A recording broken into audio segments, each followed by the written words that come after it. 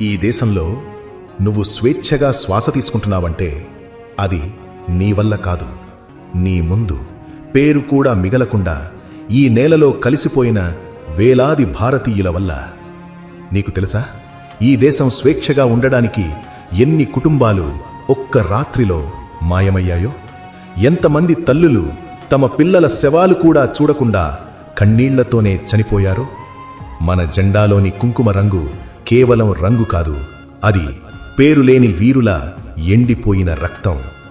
జనవరి 26ని నువ్వు సెలవు రోజుగా చూస్తున్నావేమో, కాని ఈ నేలకి అది జాగరణ రాత్రి. ఈ దేశం ఉచితంగా రాలేదు భారతీయుడా, ఇది బలవంతంగా రక్తంతో కొనబడింది. ఈ వీడియో చివరి వరకు చూడు. ఈ ఒక్క రాత్రి సంపాదించడానికి ఎంతమంది రక్తం చిందించారో చూపిస్తా రా. జనవరి 25 అర్ధరాత్రి, గడియారం 12 కొట్టబోతోంది. ఇంకో కొన్ని నిమిషాల్లో ఈ దేశం గణతంత్రంగా మారబోతోంది. కాని ఆ సమయంలో ఈ నేల మీద నిద్రపోని వాళ్లున్నారు. వాళ్లకు పేరు లేదు, ఫోటో లేదు, సమాధి కూడా లేదు. కాని ఈ దేశం శ్వాస తీసుకుంటోంది అంటే వాళ్ల వల్లే. చాలామంది అనుకుంటారు భారతదేశానికి స్వాతంత్ర్యం 1947లో వచ్చిందని.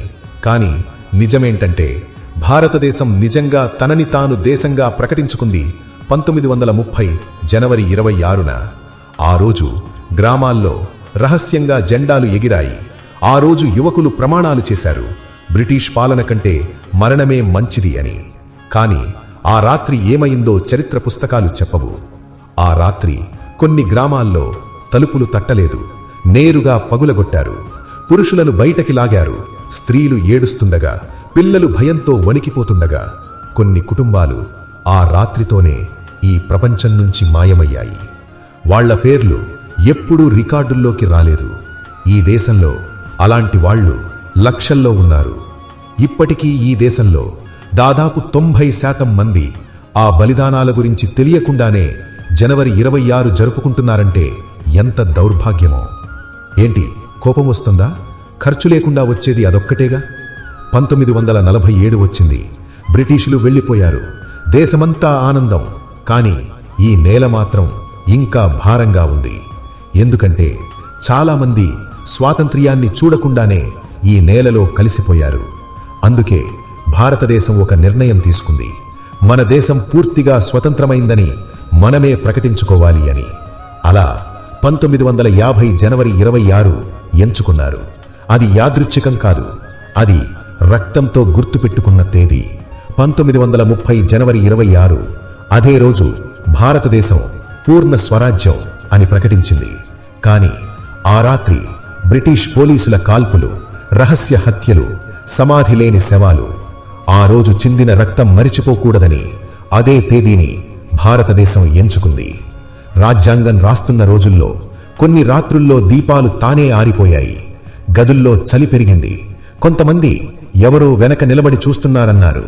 అది భ్రమ, లేక తమ బలిదానాలు మరిచిపోవద్దని ఆత్మలిచ్చిన హెచ్చరికన? ఎవ్వరికీ తెలియదు.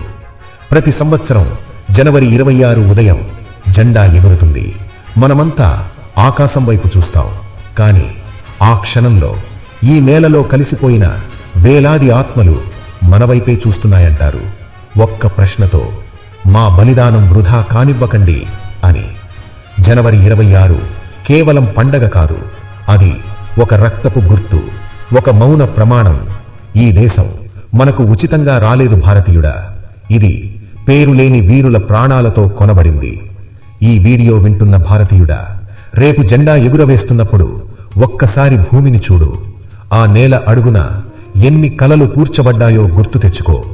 అప్పుడు నీ గుండె నుంచి స్వయంగా ఒక మాట వస్తుంది: జై హింద్.